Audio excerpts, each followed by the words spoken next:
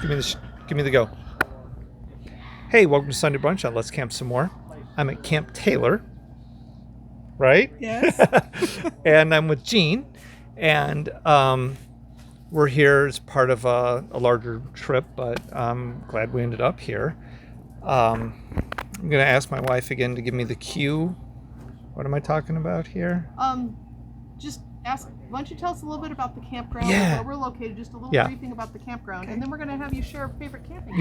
So just tell us a little bit about the campground, and then maybe some like a favorite camping thing, and then we'll just let the conversation go from there. And I do have a couple of questions, but we'll start with, tell me about your campground. We are a family-run campground. It was started by my husband's parents.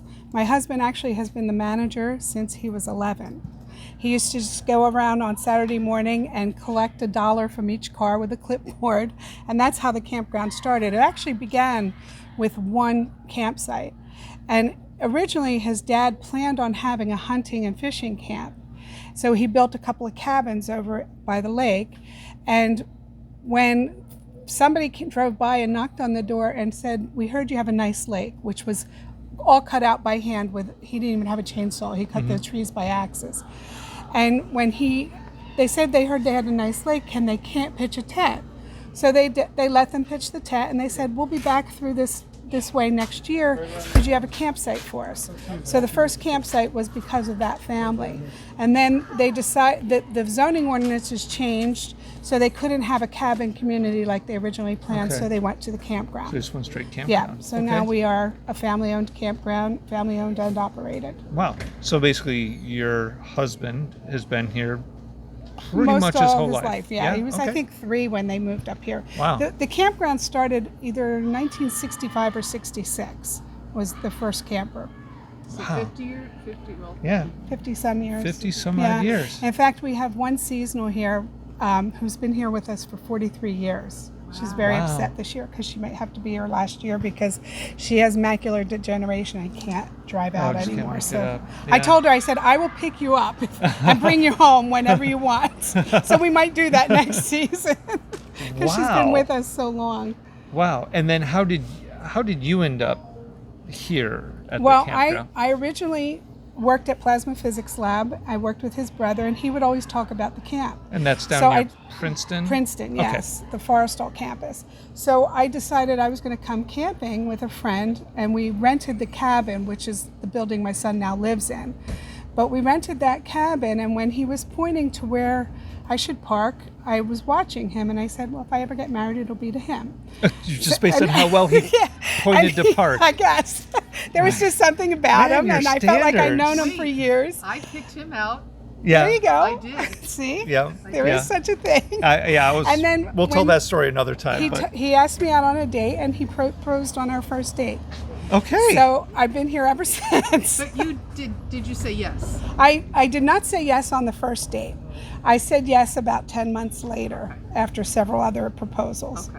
And actually, after we got married, I found out this guy at work had bought me a ring too. So Oh my gosh. I said, "You snooze, you lose." Hot commodity. So I always yeah. joke with him when he gets me mad. I said, "I should have married the guy with the boat." I said, "I would have been a rich widow now." Right.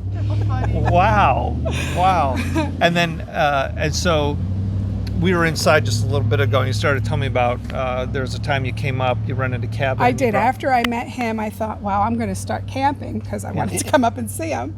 And I went out and I bought this 8x10 cabin tent with all the little things to go with it, this cute little pots that nested with dishes and cups. And I didn't want to come alone, so I decided I'd bring my mother and 5 nieces and nephews. And Yee. all I did, my mother, the whole weekend, all she said was, "You call this fun? All you've been doing is cooking and cleaning. Yeah. You can do that Well, home." Yeah. No, I get that. But As I the didn't person who think does. about paper plates back then. Yeah, right. I'm the one who does the dishes when we go camping, and just this year we've gone to paper plates. Yes, I do paper plates quite often now.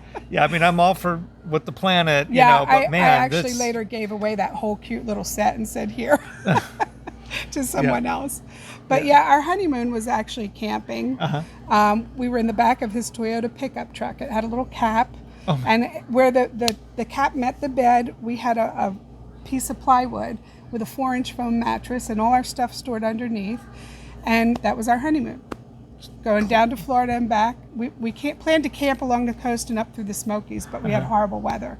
And then we went cross country twice that way also, from here to California and back, in the back of the pickup, which is now used to cart the, you'll probably see it towed around just the back end, which is our garbage. So I tell the kids that work for us, that was my honeymoon suite.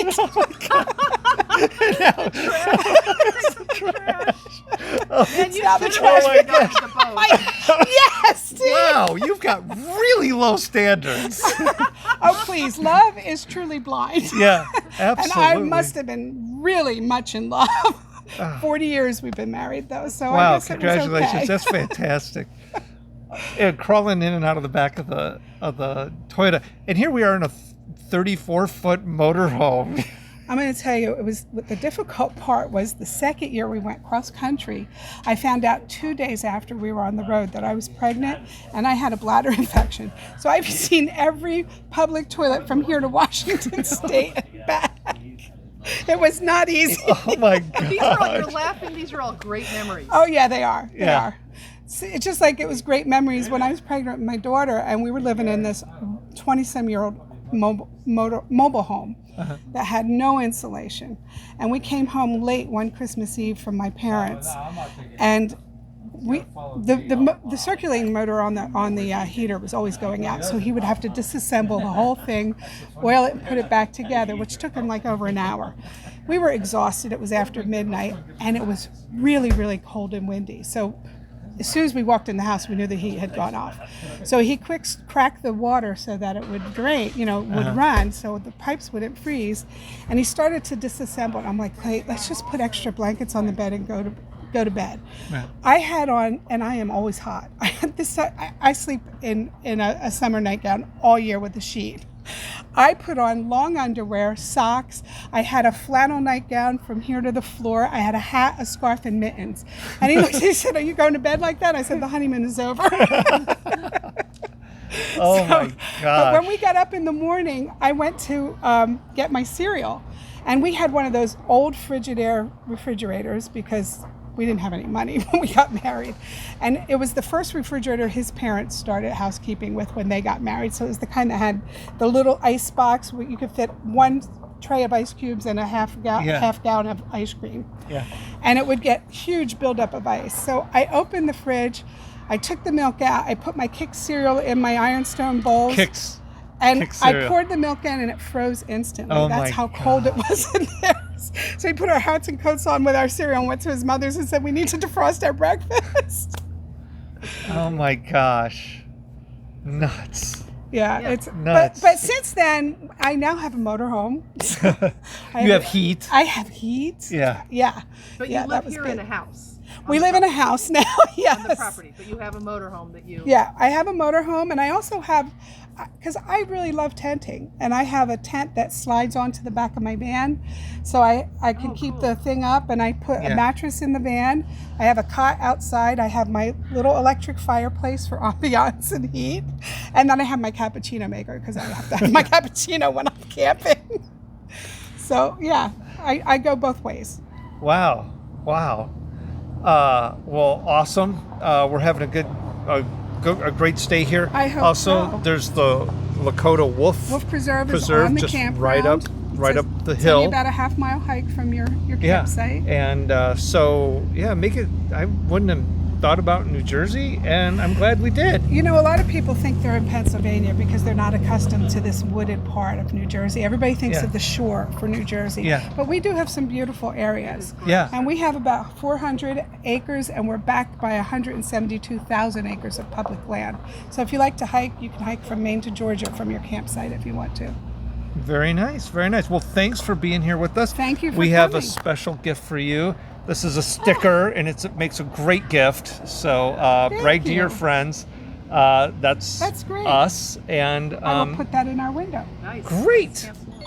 And so that's our first run. So you're one of Perfect. the originals. Well, so I'm there you go. honored. Yeah. All right. All right. Well, we'll catch everybody next time. And thanks for watching here on Let's Camp Some More.